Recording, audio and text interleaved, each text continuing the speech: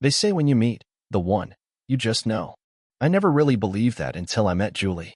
She wasn't flashy. She wasn't trying to impress anyone. She was just real.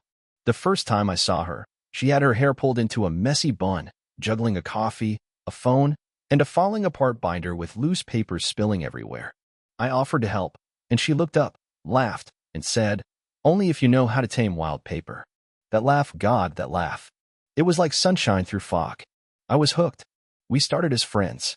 Library study sessions turned into long walks back to our dorms. Late-night talks turned into 3 a.m. coffee runs. I never expected her to fall for a guy like me. I wasn't the type who had it all together. I was figuring out life one mistake at a time. But somehow, she saw something in me I hadn't seen in myself. When we finally got together, it felt inevitable. Like we'd just been orbiting each other, waiting for the right moment to collide. Being with Julie was like finding peace in chaos. She had this wild energy, unpredictable and thrilling. But when she looked at me, I felt like the only constant in her universe. She'd light up every room she walked into, and every time she grabbed my hand in public, I felt 10 feet tall. We talked about everything: careers, family, where we'd want to live one day. She wanted a dog. I wanted a hammock. She wanted 2 kids and a garden. I just wanted her. When she suggested we move in together after graduation, I didn't hesitate. We found a tiny apartment just outside the city. The floors squeaked, the AC rattled, and the neighbors fought like it was an Olympic sport, but it was ours. I carried her across the threshold like an idiot, bumped her head on the doorframe, and we laughed until we collapsed on the bare mattress. No furniture, no money, but so much love. Life wasn't perfect, but we made it work. I was building my career, putting in long hours, networking, trying to climb the ladder. Julie had just started working in publishing. She'd come home with stories about terrible cover designs and diva authors, and I'd sit there listening like it was the most fascinating thing in the world. Because it was her. She made our apartment a home. Photos on the walls, fairy lights in the kitchen, the smell of lavender and coffee beans every weekend morning. I'd wake up sometimes and just watch her sleep, thinking, I did it. I found my person. We weren't just in love, we were best friends. Or so I thought. I didn't see the signs. Maybe I didn't want to. She started going out more. Just work people, she'd say. You wouldn't know them. I believed her. Why wouldn't I? She had never given me a reason not to trust her. Then came the little things. The new phone password. The late replies to texts. The way she started turning her screen away when I walked into the room. But when I asked, she'd kiss me and laugh it off. Paranoid much, she'd tease. And I wanted to believe that everything was fine. That the woman who promised me forever wasn't pulling away.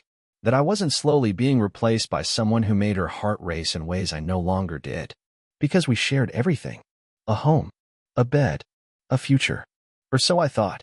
Looking back now, maybe deep down, I knew something was wrong. But when you love someone that much, when you've built your whole world around them, denial becomes a kind of comfort. A warm lie you wrap yourself in, just to make it through the night. I didn't know it yet, but the truth was already tearing our foundation apart. And everything we had was about to come crashing down.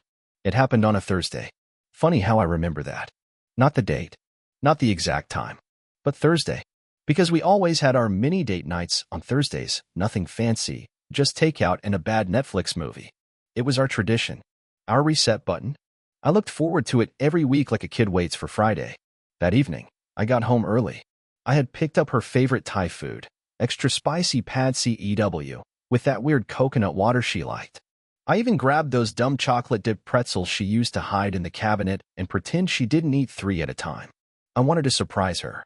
I wanted to remind her that even with all the chaos, I still saw her. The apartment was quiet when I walked in. Not unusual. She often wore headphones when editing, lost in someone else's words. I called her name once, twice. No answer. I figured she was out grabbing something or taking a walk. So I set the food on the table, took off my shoes, and went to hang my coat.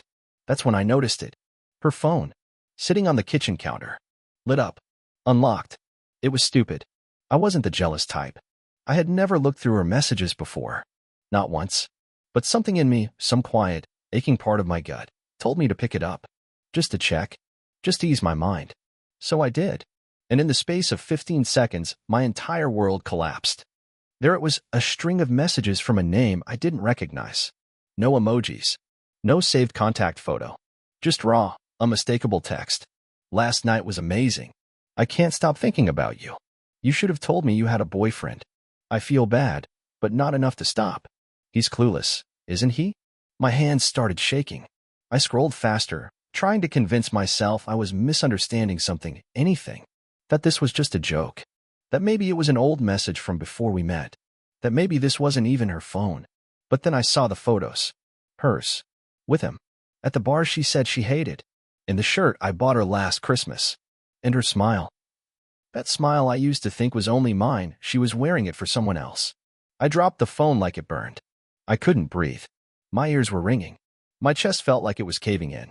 I sat down at the table, staring at the uneaten food, the little bag of pretzels, the stupid coconut water. And I felt nothing. No anger yet. No rage. Just this quiet, echoing emptiness that I couldn't even explain. When she walked through the door 20 minutes later, humming like nothing had changed, I looked at her and saw a stranger. She smiled when she saw the takeout. You remembered the pretzels, she said, like nothing had happened. I didn't say anything. She noticed the silence. Her smile faltered. What's wrong? I asked her to sit down. And when I told her what I saw, everything changed. First came the denial. You looked through my phone? That's such a violation. Then came the gaslighting. It's not what you think. He's just a friend. We got drunk one night. I didn't mean for anything to happen. And then, silence. Her face changed. Like a mask dropping. She wasn't going to fight for me. She wasn't going to beg. She didn't even look sorry. Just tired. Like I was an obligation she'd grown bored of. That hurt more than the cheating. Because betrayal is one thing. But indifference? That's how you know it's truly over. I thought there would be a fight. I thought she'd cry, scream, plead, apologize, something. Anything. But when I told her I knew, when I laid it all out, phone still glowing with her betrayal, Julie didn't fall apart. She shrugged. Not dramatically. Not with guilt. Just like it was inconvenient. Like getting caught had simply sped up something she'd already been planning. I guess you were gonna find out sooner or later, she said, barely above a whisper. I just stared at her, trying to make sense of the woman standing in front of me. This was Julie. My Julie. The girl who used to fall asleep on my chest in the middle of movies. The one who used to send me voice notes saying she missed my smell. The woman who once said, "Forever isn't long enough with you." And now she was acting like we were ending a cell phone contract. No tears. No apology. Just detachment. Was it serious? I asked. I don't know why. Some part of me still hoped she'd say it was a mistake. That she regretted it. That she wanted to fix it. She hesitated for half a second. It wasn't just one guy. My heart dropped. What do you mean? I don't know, she said. I think I just stopped feeling like your girlfriend a while ago. I felt like your roommate. Your receptionist. I needed something. Exciting. Exciting. Like our life together wasn't enough. Like all those years of building, loving, surviving weren't worth holding on to because they didn't come with the same thrill as sneaking around behind my back. I asked her if she ever planned to tell me. She looked me straight in the eyes and said, no. Honestly, I thought maybe I'd just ride it out. See if it passed. Ride it out. Like our relationship was a storm she had to wade through. Like I was the part of her life she had to endure until something better came along. I don't know how I stayed calm. Maybe it was shock. Maybe I was too numb to feel anything yet. All I said was, you need to leave. She blinked. What? You heard me. Go pack a bag. You're not sleeping here tonight. But this is my place too, she said, voice rising. I helped pay for this. We split. I don't care. You cheated. You made the choice. You don't get to stay here like nothing happened. There was a long pause. And then she nodded. No argument. No pleading. Just that same blank indifference. She packed a duffel in silence while I sat on the balcony, staring into the dark, wondering how love could disappear so quickly, wondering if I'd ever really known her at all. She came out once, just to say, I'll come back for the rest later. And then she left. No goodbye. No I'm sorry. No looking back. The door clicked shut behind her, and I swear, it was the loudest silence I've ever heard. Just like that, she was gone. And the worst part? She walked away like it meant nothing. The door closed, and for a while, I just sat there. The apartment felt colder, emptier, like her absence had sucked the air out of the place. It wasn't just the lack of her presence. It was the sudden absence of everything I thought we were. The way she left, calm, calculated, like she'd rehearsed it, it broke something in me. and something else started to rise in its place. Not rage. Not yet. Something quieter. Heavier. I stared at our couch, the same one we bought secondhand and swore we'd replace. The blanket she always stole during movies was still crumpled on one side. Her mug sat on the counter, lipstick smudged at the rim. Her scent still lingered in the air.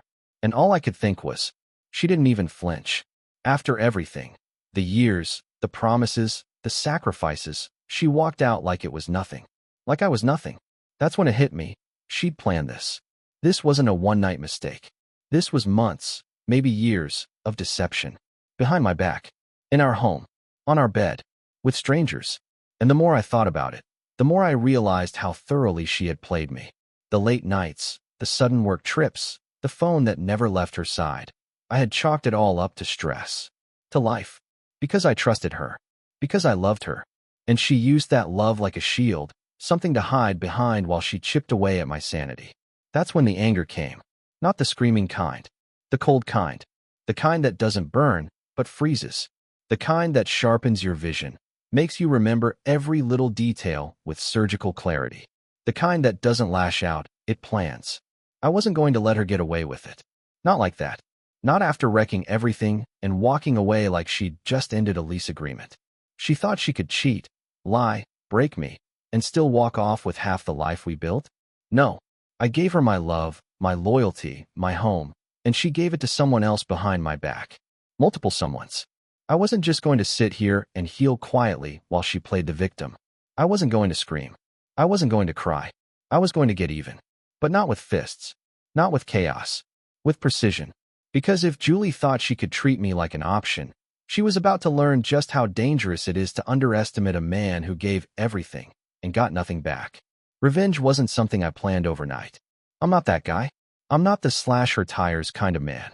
I wasn't going to scream in her face or start texting everyone in her contact list with screenshots.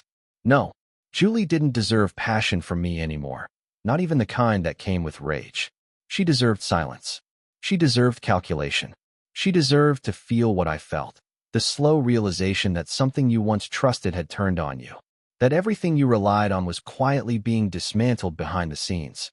So I waited. I didn't block her. I didn't even react when she came by to pick up the rest of her stuff a week later.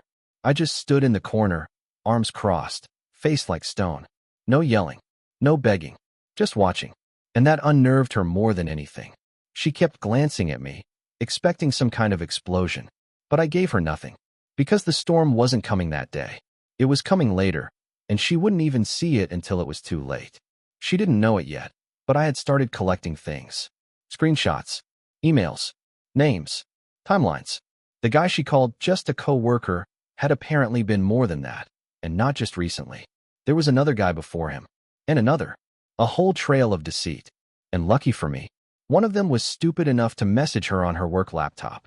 Yeah, the same work laptop she sometimes forgot to log out of. And once I had enough, I did something she never would have expected. I invited her boss to coffee. Not out of spite. Out of principle. Julie worked for a high-end publishing firm, one that prided itself on integrity and discretion. And she'd been conducting half her private affairs during company time, on company property, including in emails tied to confidential client projects. I laid it all out, not out of malice, but with facts. I didn't demand anything. I didn't threaten. I just showed him what was already there. He didn't say much. But 2 weeks later, Julie lost her job. She called me, furious. "You ruined my career," she screamed into the phone. "No," I said calmly. "You ruined your career. I just let the truth speak." She hurled insults. Told me I was vindictive, immature, spiteful. But none of it landed. Because I didn't feel victorious. I didn't feel cruel. I just felt finished. She cheated. Lied. Broke us apart piece by piece. And now she was finally forced to face something real. Consequences. I never raised my voice. Never posted her name. Never stooped to her level. I simply exposed the cracks in the mask she wore so well, and let the world draw its own conclusions. That was enough for me. She walked away like I meant nothing. Now she'd remember me every time she filled out a job application. Every time she opened LinkedIn. Every time she heard the name of the man she once laughed with over cheap pasta and talked about forever with. I didn't burn her life down. I just stopped protecting her from the fire she started herself. After the dust settled, After the call stopped, and the last trace of Julie was gone from my apartment and my life, I thought I'd feel victorious. I didn't. I felt free. Not in the way people imagine, arms outstretched, dancing in the sunlight, but in a quieter, more honest way. Like finally taking off a coat you didn't realize was soaked through. Cold. Heavy. Suffocating. The silence in my home became peace. The space in my bed became mine again. The future that once seemed shattered began to take shape. I started rediscovering myself. Old hobbies came back. I picked up running again, joined a photography class, and even booked a trip solo, something I never dared to do when we were together. I surrounded myself with friends, real ones, who had seen the cracks and stayed silent out of respect. But once the truth came out, they held me up without judgment. Therapy helped too. Not to get over her, but to understand why I let someone like her have so much of me for so long. And slowly, I became someone I actually liked again. Months passed. Then one afternoon, out of nowhere, I got a message. Julie. It was short. Just, "Hey, I saw your post. You look happy. I miss you.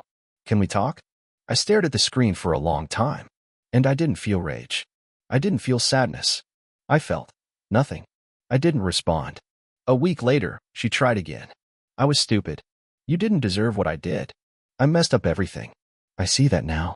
Another message. Then another. She was unraveling, not with anger this time, but with regret. Apparently, things hadn't gone her way. She hadn't landed a new job yet. Word had gotten around in her industry. The guys she'd seen on the side? Gone. Flaky. Shallow. One ghosted her. Another posted their texts online. She'd moved back in with her sister. Started working retail. And now she wanted to talk. But the thing about doors is, when you slam one shut on someone who gave you everything, you don't get to knock later and expect it to open. I had moved on. Not into another relationship, not yet. But into a life I was building for me. A life with clearer boundaries. With self-respect. With purpose. Julie had walked away like I was disposable. And now? She was the one trying to claw her way back in. But I had learned something through all of this. Some people will only value you once they've lost the power to hurt you. And by then, it's already too late. So no, I never responded. Because silence, when earned, is the loudest answer of all.